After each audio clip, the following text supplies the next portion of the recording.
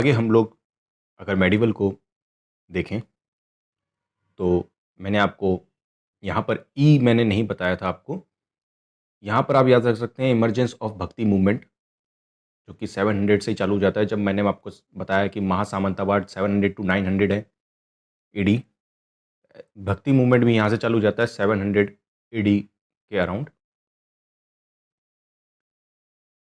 और यहाँ पर मैंने आपको महासामंतावाद, फिर डायनेस्टी ऑफ राजपूत्स, फिर तुर्क इन्वेजन और एम्पायर्स, यहाँ पर मुस्लिम एम्पायर्स यहाँ पर चालू हो जाती हैं। दिल्ली सल्तनत, तुर्क, जो कि मोहम्मद गौरी इसको इस्टेब्लिश करके गए थे। और वो कुतुबुद्दीन ऐबक उनका एक गुलाम थे, गुलाम वंश भी बोला जाता है इसको। तो कुतुबुद्दीन ऐबक का अगर एमपी में देखा जाए तो उन्होंने चांडेल्स को हराया, जो कि बुंदेलखंड रीजन में एक्टिव थे। और चांडेल्स ऑलरेडी वीक हो चुके थे क्योंकि पृथ्वीराज चौहान ने बैटल ऑफ महोबा में चांडेल्स को वीक कर दिया था। इल्तुतमिश, तो अगर बुंदेलखंड से थोड़ा सा नीचे जाएंगे तो इल्तुतमिश ने मालवा रीजन में अपना इस्टेब्लिश किया। और खिलजी जो थे उसमें अलाउद्दीन खिलजी, जो कि बहुत सारे एग्रेरियन रिफॉर्म्स लेके आते हैं, उन्होंने ऑलमोस्ट पूरे एमपी को अपने अंडर में लाया। और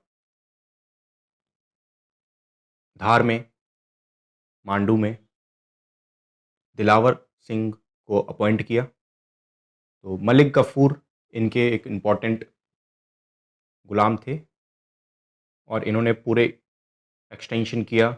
ये एमपी को क्रॉस करके साउथ इंडिया तक गए, तो एक्सटेंशन ऑफ अंपायर किया मलिक गफूर ने। और यहाँ पर मंदसौर में एक फोर्ट अलाउद्दीन खिलजी का यहाँ पर बनाया हुआ है। तो यहाँ पे ये साउथ इंडिया तक गए जाते हैं।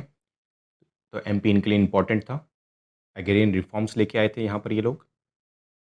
और अलाउद्दीन खिलजी एमपी से ऐसे लिंक हैं। आगे देखें तो तुगलक वंश में मोहम्मद बिन तुगलक सागर, दमोह और इस रीजन से अटैच हैं। सिटी बिल्डर इनको बोला जाता है। इन्होंने डैम्स पैम्स बिल्डिंग बिल्डर, सिटी बिल्डर्स बोला जाता है इनको। तो सागर और दमोह से इनका कनेक्शन है तुगलक वंश का, ये हम आगे देखेंगे। अभी हम जनरल मेडिवल को समझ रहे हैं। मुगल्स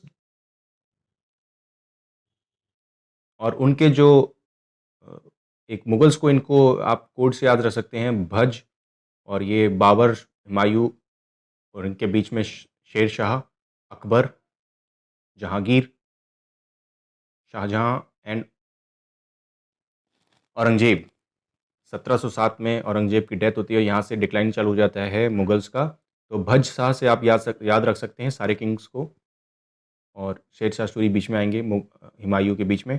और एमपी में अगर मैं आपको आगे पढ़ाने वाला हूँ, मैं सिर्फ एक सिंगल कोड में ABCD में ही आपको सारी चीज़ें समझा दूंगा, जहाँ पर आपको D से C की तरफ चलना है, C, B एंड A। तो यहाँ पर दिलावर खां को धार मांडू में इस्टेब्लिश करेंगे खिलजी। और यहीं इनके ही जो वंशज हैं उनमें हुशंग शाह, होशंगाबाद जिन्होंने इस्टेब्लिश किया था, होशिंग शाह, ये भी हम यहाँ पर देखेंगे।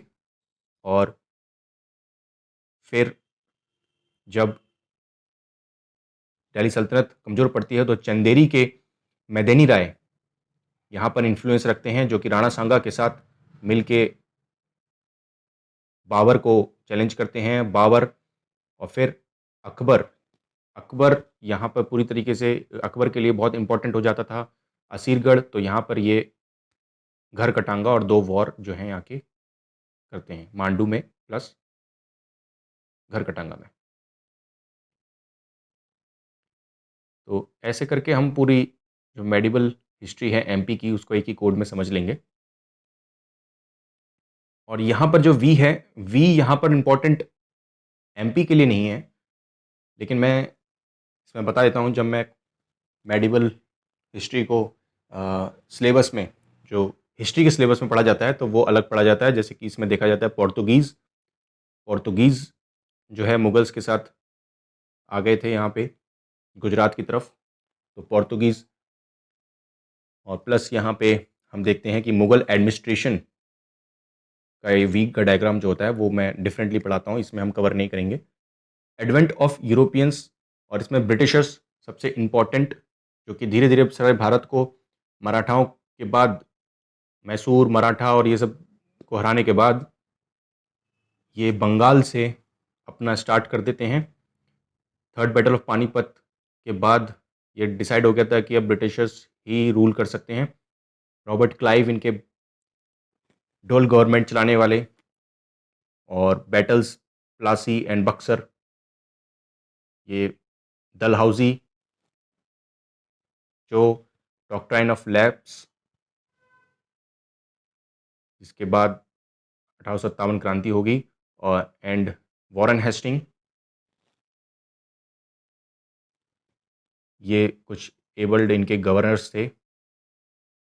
और यहाँ पे ये Maratha last battle for British supremacy, कुछ लास्ट बैटल होते हैं जिसमें मराठा जो हमारे होलकर इंदौर में और सिंधिया ग्वालियर में थे, ये सभी अब रियासतें जो हैं वो ब्रिटिशर्स के अंडर आ जाएंगी। ये वॉर 1800 में चालू हो जाता है मराठास के साथ, लास्ट वॉर, और मराठास को हराने के बाद डॉक्ट्राइन ऑफ लैप्स, डलहौजी, और यहाँ पर 1800 से चालू होकर 1818 तक, 1818 तक सारे ये होलकर्स और सिंधियास मराठास जो हैं वो ब्रिटिशर्स के अधीन आ जाएंगे।